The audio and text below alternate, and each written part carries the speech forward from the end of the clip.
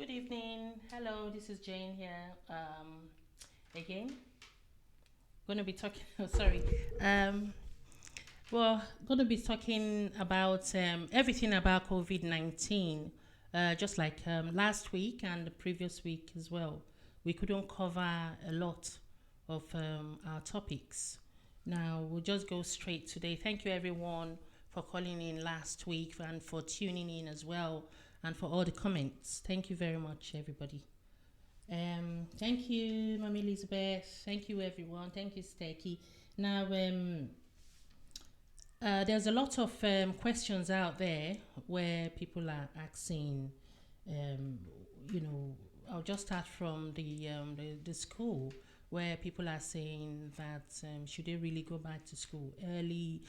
Some parents are saying that, if they even start the school, if they should resume the schools, if they open schools now, maybe at the end of the month stroke first week of June, that their children, they won't let their kids go. Now, why are they saying that they won't let their children also resume the day that the governments are going to open the schools. Now, someone said that I heard that from a reliable source that even if they do open schools, it will not be all the classes. Maybe year six will open. It varies with some schools where year six, because obviously they're going to be going into secondary schools in September. Now, hope maybe year five as well, because some of them are going to be taking some of them, not all, will be taking their 11 plus in September as well. And we all know that that's going to be, it's going to really affect some of the children that are taking the 11 plus. Now, why are the parents not in support of the government opening the school early? Some of them are saying that there are not enough testing being carried out. I mean, the government are doing very well. I think they've done 1.5 of that's percent of the population. They've done testing. I think that's the rate they've gone so far. But they're really trying to do a lot of testing every week. Now, we know every day rather as well. So we know that you can't really tell who is a carrier of this coronavirus. You can't really tell by looking at someone if they've got it. And the parents are really worried that if they go in, their kids or the children go in and they can bring that home, especially if one of the parents or both have got comorbidities, if they've got underlying health problems. So, people are saying that obviously, if there's no vaccine, the second option is to try and do more testing, which I think the governments are doing. They're really trying. Now, the testing is just to know who's got it. Will they test all the teachers before they go into the schools? Will they test everybody? Before they go in, will all the teachers be negative for the parents to have, rest of mind to say, yes, my children are going to be looked after by, by teachers that have, proven negative to the coronavirus. Now, the same thing with children as well. We don't know. Although they said children, if they have it, they bounce back very easily. They bounce back very early. Maybe that's why they said they will open up the schools. So that's one topic. You can call in, please. Then we've got the number there on the screen to call in and let us know.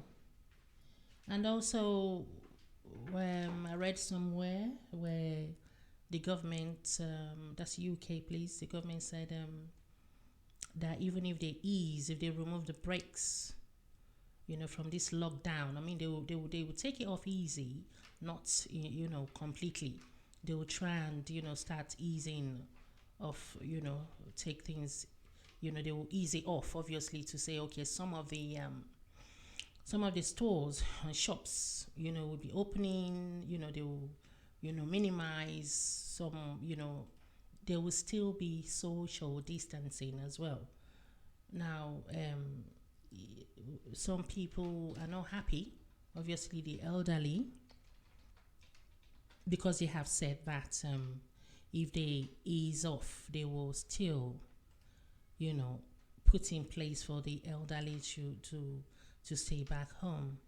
Now, over 70s, or is it over 60s, over 70s, will be staying back home. And now some of the elderlies that have been very, very active and very proactive, they go out shopping for themselves, to do things for themselves, and they've locked down for the past 6 weeks. And I mean, some of them do still come out to do shopping, but they're limited. Now they're going to put that in place as well. I mean, for the time being, that they shouldn't come out. Some of them are not happy that are we being policed. I mean, they're not police. I mean, are we being like what did they say, that are they being under house arrest where they don't have to come out because of their age, which is not fair. I've got a caller. Hello. Hello, good evening, Sister Jane. Bless you. Good evening. Hello. How are you? I know you are doing your introduction, Yeah. but some of us will need to leave for work, so I had to call in earlier. Thank you.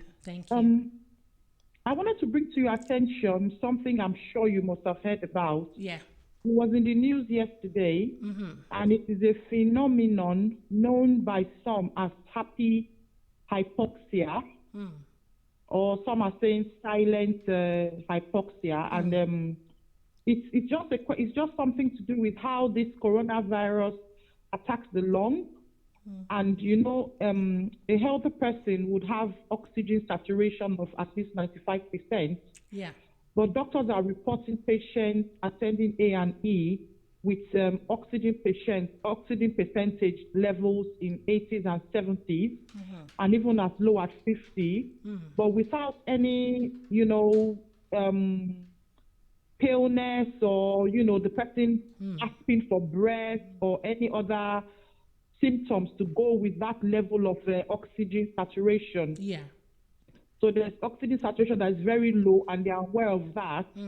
And in the news yesterday, there was a man who died at home. And just to bring it to our attention, that you might be breathing, well, you might not actually have any symptoms as such, but actually the oxygen level is very, very low. So I would just like you to please throw more light on that, or if any other medical person can come in to throw a bit more light on that, because what I understand from my little research is that the swelling and the inflammation in the lungs will make it difficult for the oxygen to enter the bloodstream. So when that COVID-19 begins to clot the blood and the oxygen saturation is low, it will prevent treatment, and it will lead to more complications and, like respiratory problems and low blood oxygen, and will lead to death without the person necessarily having other symptoms. I hope you understand what I mean. So the person will not even be showing paleness or, but meanwhile the oxygen is quite low. Thank you very much. Thank you very much. Thank you very much for calling. Thank you. Now, if I understand clearly and very well what Sister Edith had just said, she's trying to, I think what you're saying now, that some people are presenting themselves to the hospital, and they are having low saturation. Low saturation is when the oxygen in the body that circulates around the body is not enough. That means the oxygen is not going through the body properly. Now, she's saying that now people come in, obviously, with that. I mean, we see that a lot in patients with COPD, where they come in and sometimes it's normal for them to have oxygen saturation of 85, and some of them 80, but obviously we want to hit 88, some of them to 92, and also some of them have oxygen at home, or because we can't just leave them like that without oxygen. We do give them oxygen, but the oxygen rate will be very little, maybe 0.5 liters of oxygen, because they are, they are retainers. If you give them too much oxygen, they will retain carbon dioxide. So we don't have to, obviously we have the community and also the specialist respiratory nurses that will carry out assessments on the patients and know what they need to, what they need to be having. That's on the oxygen levels based on their blood results. Now, she's saying that some people is normal, some people is not. Now, in the case where, they come in, obviously shortness of breath and maybe an assessment haven't been carried out properly for them, someone can mistakenly and just say they've got COVID, because obviously, we know that COVID, the coronavirus, when it goes into a human, it goes in straight and try and attack the lungs. Obviously, if we want to go to the step where it goes through your orifice, maybe your eyes, your nose, and your throat, and obviously it travels down, it goes straight. It tries to, go into the lungs. And if you've got maybe pneumonia or something, scars or whatever to do with your lungs disease, really, it does attack and make sure that, it pulls all the defense mechanism down, and, it causes shortness of breath. And if the lungs cannot cope properly, next thing you know, it goes through the alveolar, and that's when like what she just said, that's when the lungs start accumulating fluids. Now, she's saying that some people come in and they don't have symptoms, as they are not sick. But obviously, in the medical field, if you're coming with a low saturation and your lungs are not functioning well, that's that's where a medical person they will class you that you're not well. Now, with the other symptoms, she's saying that some people don't have the symptoms. Now, there's something we call where someone will have pneumothorax, where that person will accumulate fluids as well, pulmonary embolism, other little things like air in the lungs as well. If you have air in your lungs and you come in, you can't breathe. Obviously, they need to admit you and put a needle in between your ribs, a big long needle. They'll put it in between your ribs and try and suck that fluid out and suck the air out as well. And between, few days, you get better and you go. You're not going to be showing symptoms, obviously, like what she just said. But it is when the fluids in your lungs now get very infected. Once it gets infected, that is when it starts killing patients off, because if you get infected, if it's not picked up early as well, because I know with this coronavirus, a lot of people at home, and they're struggling. Some people are struggling. We just heard last week that somebody died in their flat. Obviously, the person was trying to, breathe and struggling for air. With that kind, when it gets to that stage, we know that is either that person has accumulated, fluids in the lungs, and it's got infections. Obviously, the infection will be killing the person. Because some people are saying that some people are scared. to go to the hospital. They're at home struggling to breathe. When it gets to that stage and you notice that you're running high temperature, it's either you've got infection or something else. So, like what the Dr. Patricia called last week, and she said that if you have symptoms like that, you need to go to the hospital. It's very sad that we heard that somebody passed away in their own flat. They had to call the police to break in, and it's sad because obviously there's this fear that when I go into, or when one go into the hospital, you're going to catch coronavirus. Is it that you've caught it somewhere, and you feel that when you take lime or lemon and all that, all those homely remedies that we discussed 2-3 weeks ago, if you take all that, you get better. But if you're struggling, you're struggling to breathe, you shouldn't really stay at home. Don't stay at home. Just run and go to the hospital, because something is compromising your lungs. Your lungs are being compromised. That's why you're fighting. You're struggling to breathe. Okay, because that person that passed away last week, we heard that they called 911 and all that, and people won't take you seriously if you're on the phone and you're breathing properly. It's either just take yourself to the hospital and you get treatment. Thank you very much, Sister Edith. Now, we also have other topics like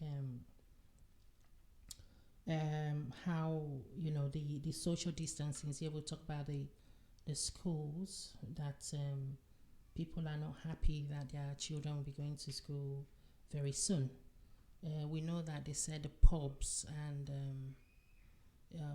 all those the crowd. I think they're going to limit the crowd to 30. They're going to be limiting the crowd to 30, hopefully by the end of this month or the early June. Or if they limit that, just 30 people gathering, I think outdoor gathering. But we're going to have more clarity on Sunday by Boris Johnson. We also have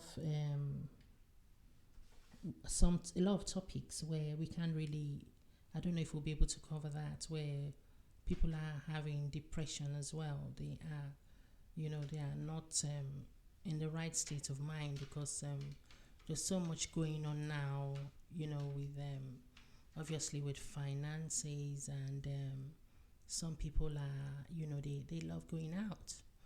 They love going to parties and all that. Now staying indoors, staying indoors is cracking a lot of people up, because it's something they are not used to.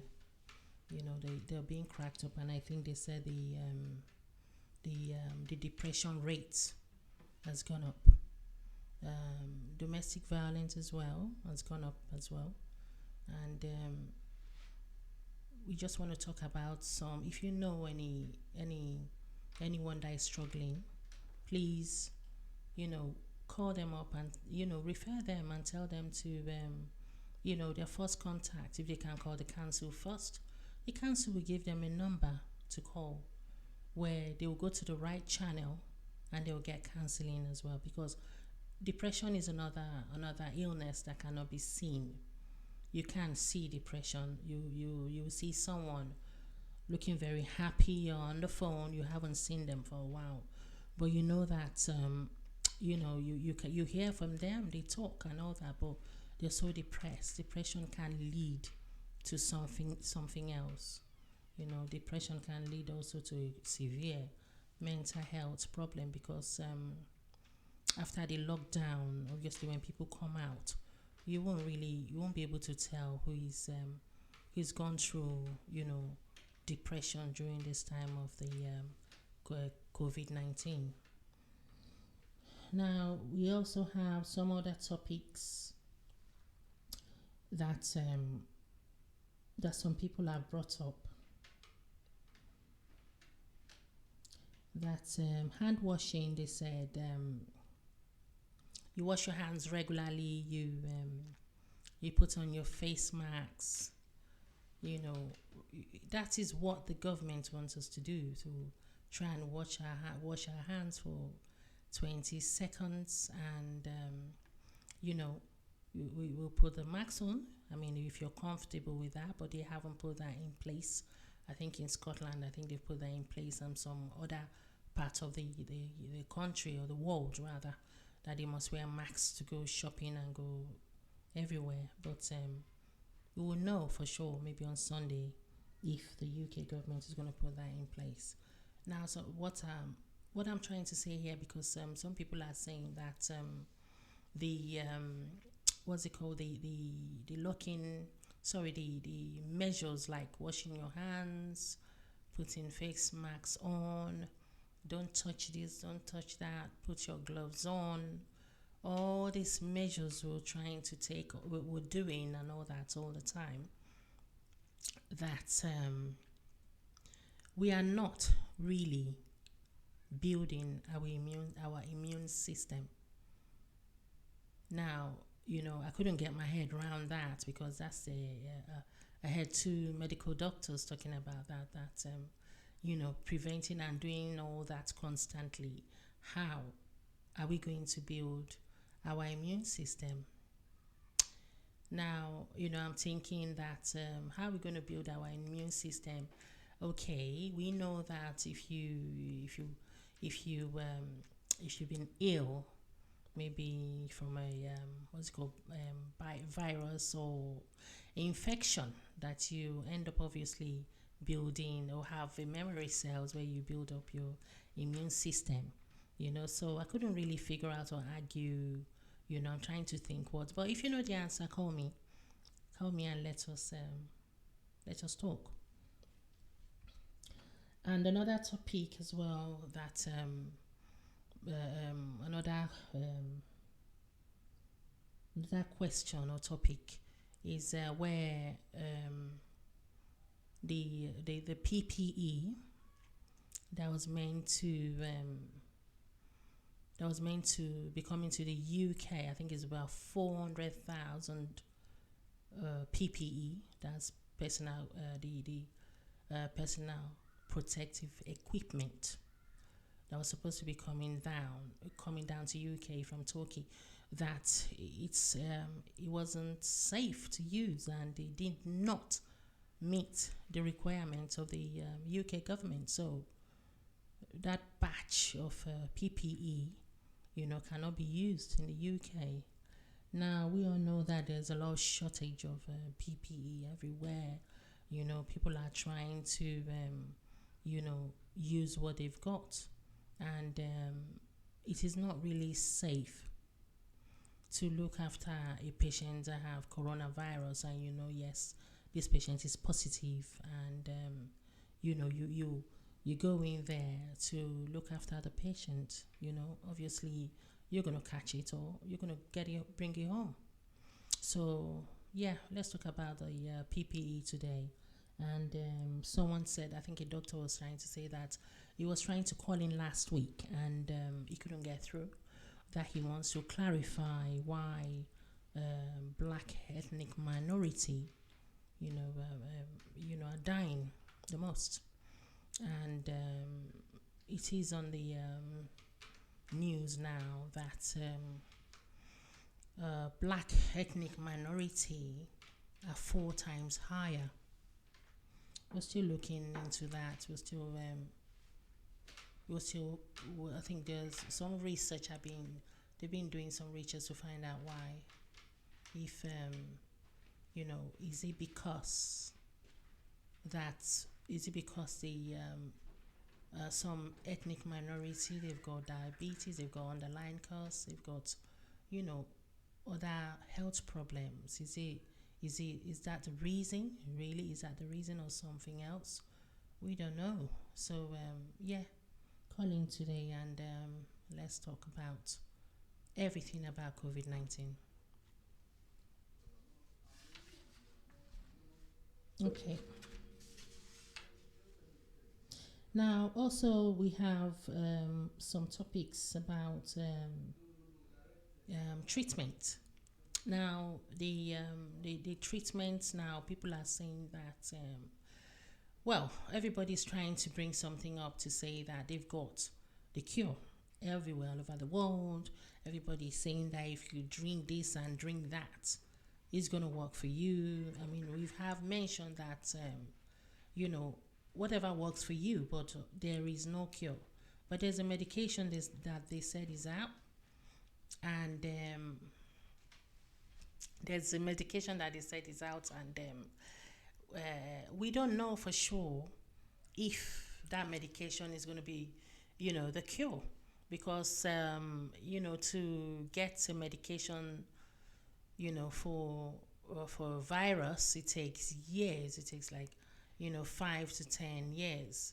I mean, the Ebola virus, before they got the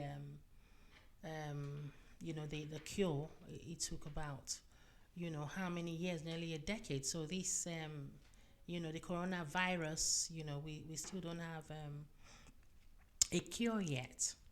But some people are saying that, oh, the vaccine is out.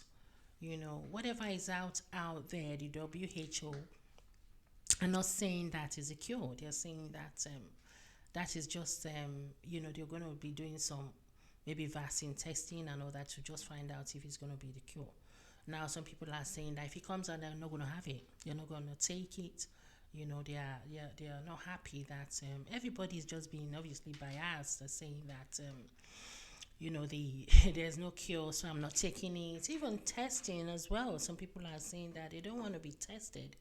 They don't want to. They feel everything.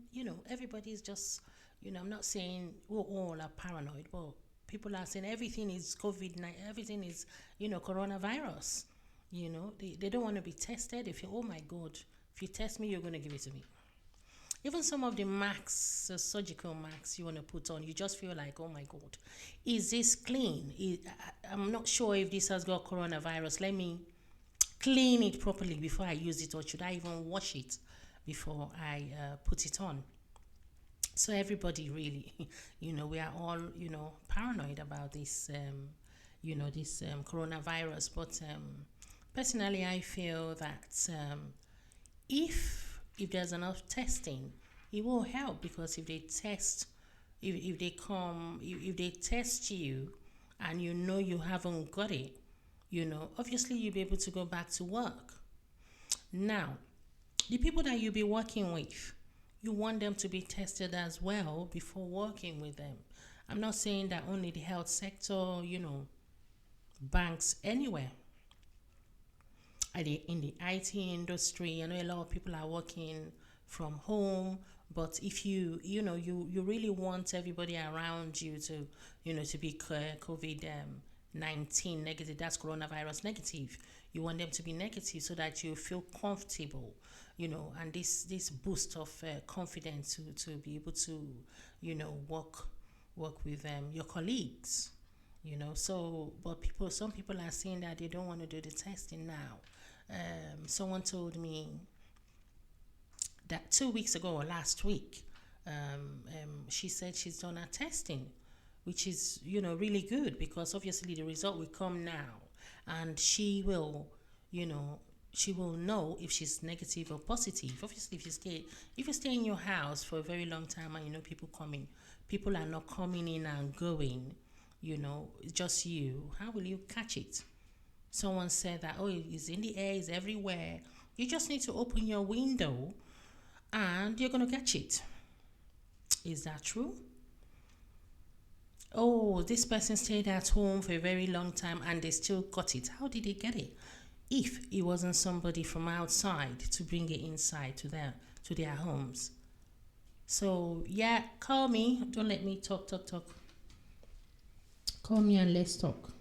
Now, there are other topics as well that we would like to cover. I don't know if anybody that is an accountant that wants to call in and let us or that knows about the financial support out there, so that we can share and let people know the support that they have out there. Okay. Now we are also going to talk about surviving the coronavirus. Um, how do we know that's how have you survived? How have you survived? I mean, after the coronavirus, obviously, if you've got it, if you if you if you've had it and now you're much better, how did you survive so that you can share with us? I saw on Facebook that a nurse was discharged yesterday, or yeah, yesterday or day before yesterday, and the I mean, all the neighbors, all the streets were clapping for him because he stayed there for 3 weeks. That's a long time to stay in the hospital, ventilator, and all that, and that person came out after 3 weeks. I mean, some people did not go through that. Some people, went through theirs for a week, and in their houses, and they got better without the support of GP. Some of them just took home remedies, and they got better. So yeah, call in and let's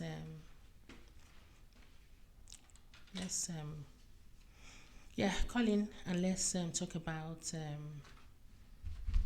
how you survived. Okay, maybe I'll read out some comments.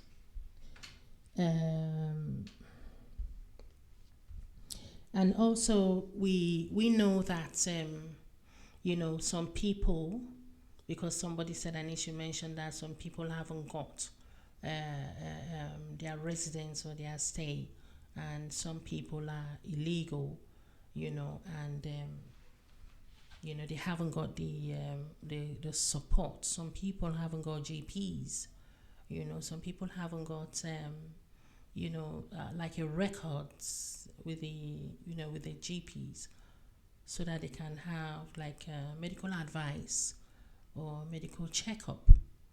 Some people are, they're just some of them are just on their own in this country without families, and we want to know if you know any help, or if the government have put things like that in place. Obviously, things like that, they will not want to come out, to ask for help, which is really, really sad.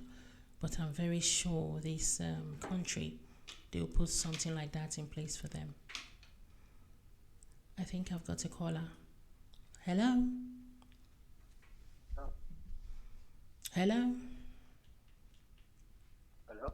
Hello, good evening. Good evening. Good evening. This is Tyler. Thank you for calling. Yes. Am I on now? Yes, I can hear you very well. Okay. Thank you. I just wanted to comment, like if they're going to ease down the lockdown now. Yeah. What will be the fate of people? Because as of yesterday, I thought that about 20 people died. Yeah. That means the virus is still rampant now. Now, so even with the other, like the mask and everything, is there any data shows that if you are wearing masks and all those things now outside, is there anything to show that people are by going outside with all the masks or anything and sanitizers and everything? Because a lot of people are still having the virus now. Do you get what I mean? Oh yeah, yeah. So there is no, I'm not saying that you have not meant that this is what happened to them. This is the result.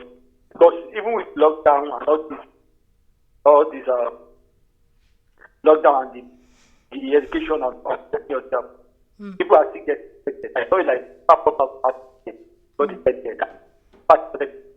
I have the guide yesterday.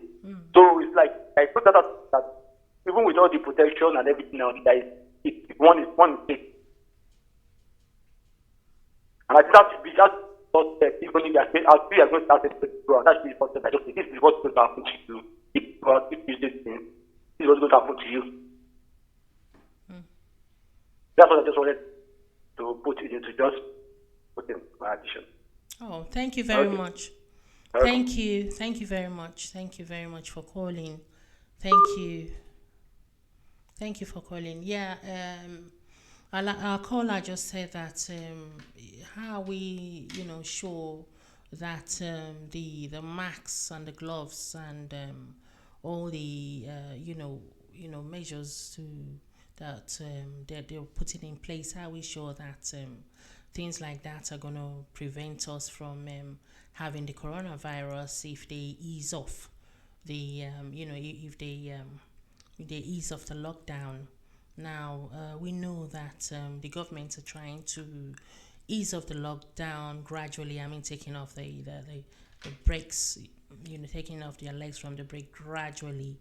Where we know at the end of the month or stroke first week of June that some little shops and restaurants are going to open now. The last caller is saying that if they do that, there'll be crowds, obviously, and they still want to maintain the social distancing where you queue up, obviously, before you go in. They don't want too many people in the shops and all those little businesses, and the governments are trying to put in place the things like the pubs, maybe the clubs or restaurant, all those big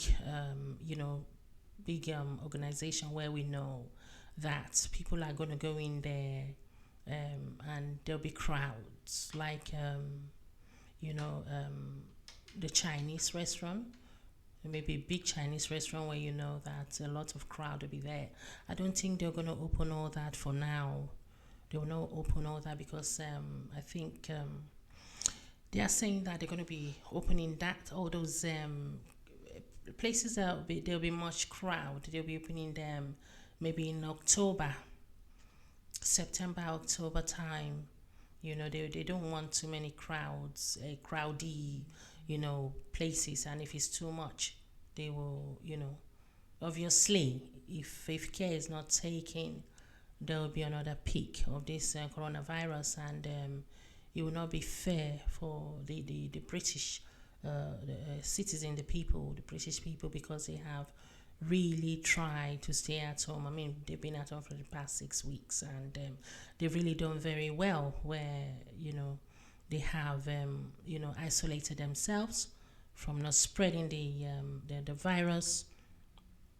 And it will not be fair to have another peak, because if they have another peak, more people will die because more people will, contact this virus more, because like as I said earlier on, that if you've not been tested and you catch it, I mean, you go somewhere and sneeze in the shop or somewhere, and you have about 3 people standing next to you.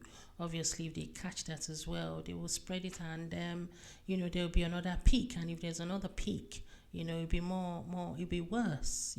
According to the health secretary, that it'll be worse if there's another peak, because if there's another peak of this coronavirus, that means there'll be another lockdown, which will not be good for businesses and all that, or all the organizations to lock down again for the second time. So like what the last caller said, that how we show that if they remove if they ease of the lockdown, that's how we show that there will be, people will be, infecting others. I've got another caller. Hello. Hello. My name is. I just want to ask a quick question about going into hospital. Yeah. That is it actually safe going into a hospital? Because most people at the moment that I know, even though they're not feeling too well, don't want to go into hospital because they're so scared of catching the COVID-19. Okay. Okay. Thank you. Thank you for calling. Thank you so much. Thank you. Bye. Thank you. Bye bye. Now, thank you, the last caller. Now, we like what the last caller just said, that a lot of people are scared to go to the hospital. Yeah, because this big stigma is there that if you go to the hospital you will even die. It is there where people will say, oh my god, that person went to the hospital and they never returned. But the NHS are trying. Most of we've got a lot of discharges. A lot of people have been discharged, and they've been COVID free. So not all of everybody that goes in that will just die. And again, obviously there's another stigma to say that even if you're well, you go in there and you will catch COVID-19. Sorry, I've got another caller. Hello. Hello, good evening. Hello, good evening. Hello, it's Margaret Ibako. Hello, Sister Margaret. Good evening. Hello. Good evening, Thank you so much for throwing a lot of light on this topic. I'm not really sure if what I'm going to say, if it's relevant. Yeah. But what I'm trying to do is to share my experience from my workplace. Because what I've realized from my own workplace is that the coronavirus is going to create, and it's already creating another huge problem, which people are suffering, and it's not even coronavirus. What I have experienced with some of the patients in my cohort is that they are suffering a lot mentally, emotionally, and what the trend for the last 3 weeks is that they've been calling me, crying, telling me that the whole COVID thing is gone into their head. They can't sleep. They are so anxious. And for them, because they have diabetes, it has made the thing go all over the place. They are really crying. You see adults crying on the phone like babies. And I will actually take time and ask them, what is it that is really making you cry? Do you have COVID? No. Does your wife have COVID? No. Anybody in your house with COVID? No. I said, then what is it that is bothering you? And what most of them seem to be telling me is that they don't know how they will start to go out when the lockdown is over. So it seems to be like a huge problem that they're not sure how they will face the outside again. And this is making some of them really depressed. So I don't know what the government is going to do about this, because it's a huge problem. People are going to refuse to come out, and I'm seeing it happening already. Even some of my colleagues who were staying at home just because somebody in their house had it, they've been in their house for 1 month. They don't want to come out of their front door. Yeah.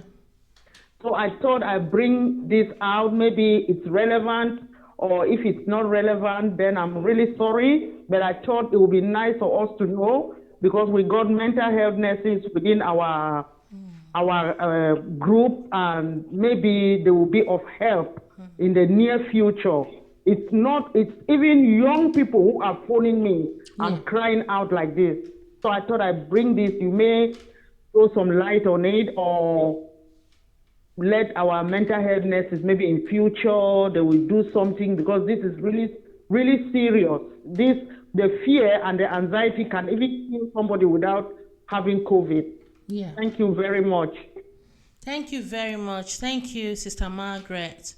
Thank you very much for calling. Yeah, like what Sister Margaret has said, she's a senior diabetic nurse, and she's a matron in one of the hospitals in London.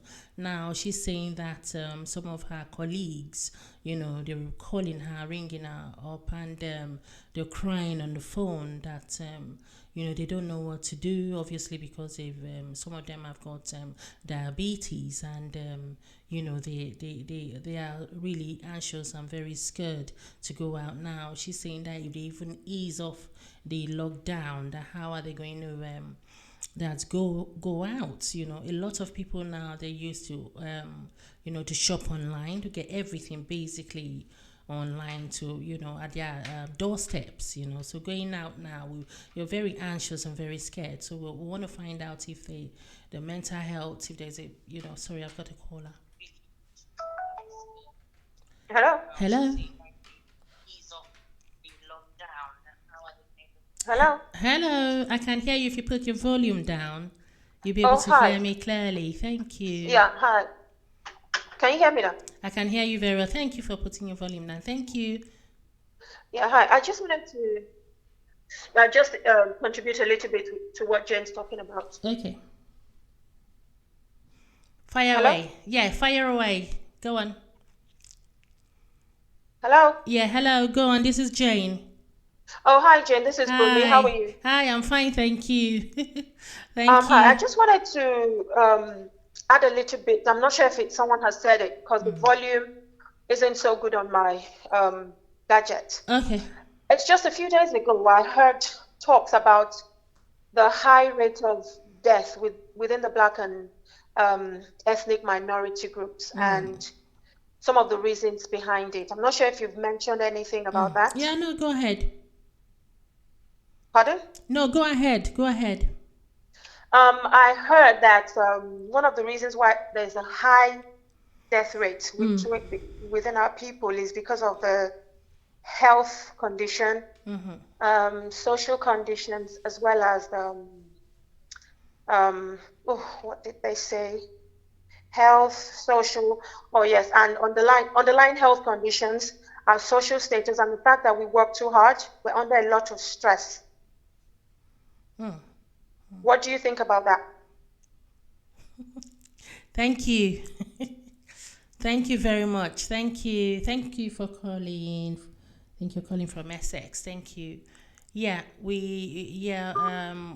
like what last caller just called, she's trying to shed more light. I mean, if we've got any doctors on the line, please call in to share more light about this news now, saying that Black ethnic minority are 4 times higher to be exposed to this coronavirus. Now we know that, like what you mentioned, that is one of that we work very hard. Most of us, we work really very hard. I mean, sometimes we don't even look after ourselves. We have underlying problems, and some people have not been diagnosed that they have underlying problems like diabetes, obviously, and little other underlying causes. We know some people don't really know that they've got high blood pressure, and like what she's saying, that they're saying that the Black ethnic minorities also are to be able to keep social distancing. It'll be a bit difficult because they are from large families as well, where you have how many people in the house. If you've got 5 or 6, 7 people in the house, it will not be easy. I mean, if you have 3 or 4 people working, it will be a bit difficult to keep that distance as well. I mean, if you have how many children in a house. Now we know that it's all over the news now that the Black ethnic minorities are having. I mean, they're still trying to find out why, really, but people are basing it on like what Sister Bumi have just said, that the social distancing will be difficult for us. The financial as well, because people have to work really hard. Some people can't take time off. They have to work even if they have symptoms. If they have headaches and they've got little symptoms like sore throat and all that. The sore throats have always been there for a very long time. Everybody, like me, myself, if I'm coming down with cold, it appears, it comes in a form of sore throat. Now, everybody will think it's just a normal sore throat. It's just normal. I'll just take this and take that and it will go away. Now, it will go away, but obviously from the sore throat, will it travel down and do something else and more damage? And if you have not been diagnosed that you've got diabetes and high blood pressure, it will get worse. And when it get worse, our Dr. Pat said, just go to the hospital. Present yourself. The previous caller as well also said that why are people, scared of going into the hospital. I've said that before, where people are, scared of the stigma of people going in and not coming back. Some people feel that, but a lot of people are coming back. A lot of people are being discharged from the hospital. They are coming back home. The NHS is trying. They're trying to save lives, and a lot of some of them work in under the condition of not having enough PPE, and they're putting their life at risk, really. And I also say before I close that for the people that have lost families, and may their soul rest in perfect peace, our condolence to all of them that have lost their lives, and some of the health workers as well that have lost their lives. Our condolence to all of them. Now, we're going to be rounding up very soon. Thank you, everybody, for calling in. And obviously, maybe I started 5-10 minutes late, but yeah, we've got another 5 minutes. Then we'll round up for today. Then, hopefully, we'll take another topic next week. Now, the other caller called, and she said that the problem, obviously, the issue there is the NHS. Some people really want to know why, because they go to the NHS now. They want to know why, nurses and doctors, what's happening there, with the ethnic minority. They're asking questions now. I've got a caller. Hello. Hello. Is that Mrs. Jane Jack? Yes, speaking. Good evening. Hello. I can hear you very well. Can I speak to her? Yes, I can hear you very well. Yeah, good evening, Mrs. Jane Jack. This is Mrs. Odushote. Good evening, ma. Yeah, just to applaud you. Thank you very much. You look gorgeous, eh? Oh, thank you. Thank you, Grandma. Thank you very much. Thank you, and ma. God will increase you. Amen. Yeah. Thank you. I want to thank Sister Margaret too for her contribution. Yeah. In fact, I'm feeling the same way she said too. I'm feeling, how will I face the community later on? Hello? Yes, ma. Can you hear me? Very well, ma. Yeah. So me too, I'm feeling the same. It's not that I have any mental issue, but I'm feeling this. Good evening. I'm only feeling the same way Sister Margaret said some of our staff are feeling. I'm thinking, how will I face the community later on? But do you know if there's any provision for we, the elderly? I'm feeling the same way she said. I'm thinking, how will I face the community later on? Hello? Hello, thank you. Grandma, thank you so much for calling. Thank you. Yeah, I think like what Sister Margaret, called and mentioned, that this is really real now.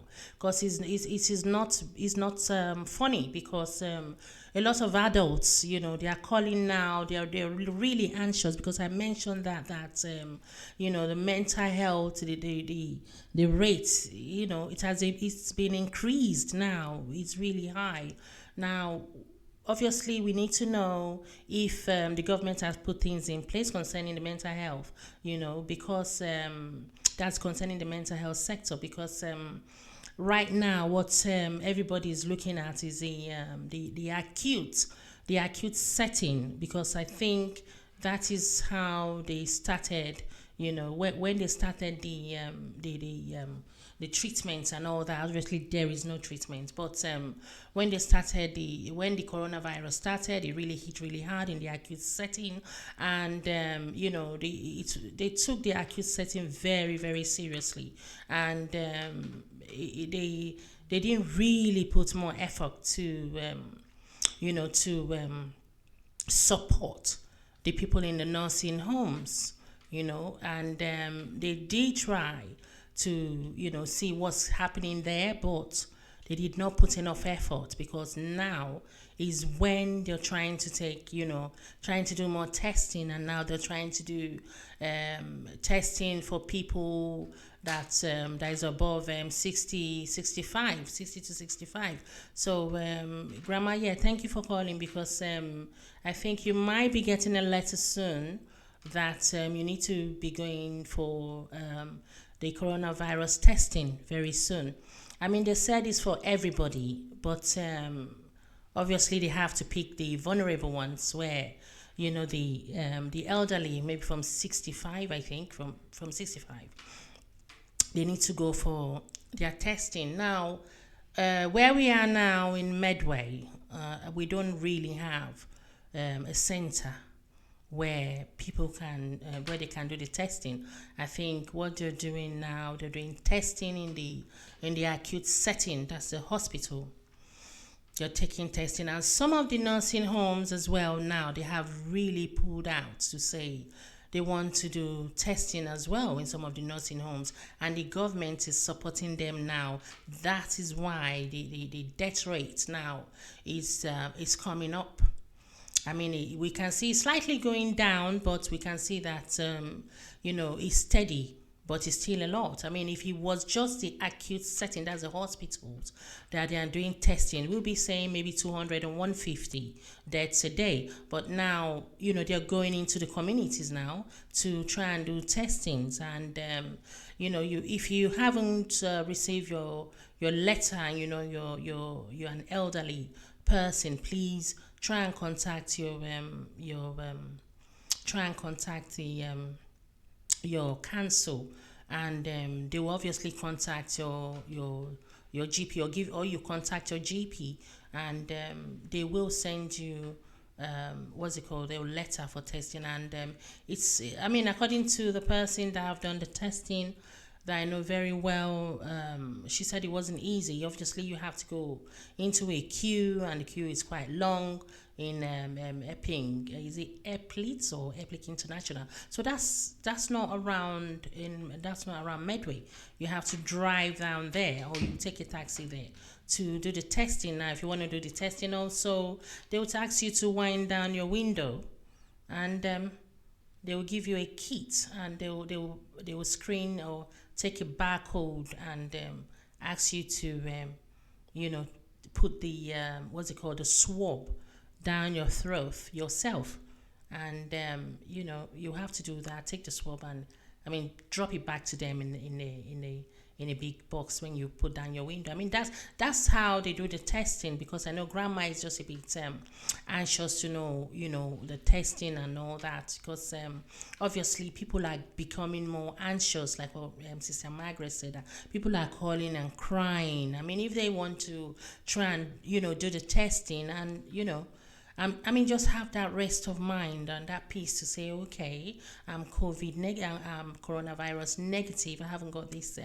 COVID-19. I mean, they can have that peace of mind and rest of mind that, okay, I'm self-isolating and I know I'm negative, because Sister Margaret saying that her colleagues, obviously, maybe some of them are still going to work and some of them can't go back to work now because they don't know if you're free of it. Some people say if you stay for 14 days, you'll be fine, you'll be okay. And now some people are saying that after 14 days that you can catch it again. So we don't really know what's going on, that you can catch it again. Now, if you feel that you're negative and all that, will you go out there? Will you catch it again?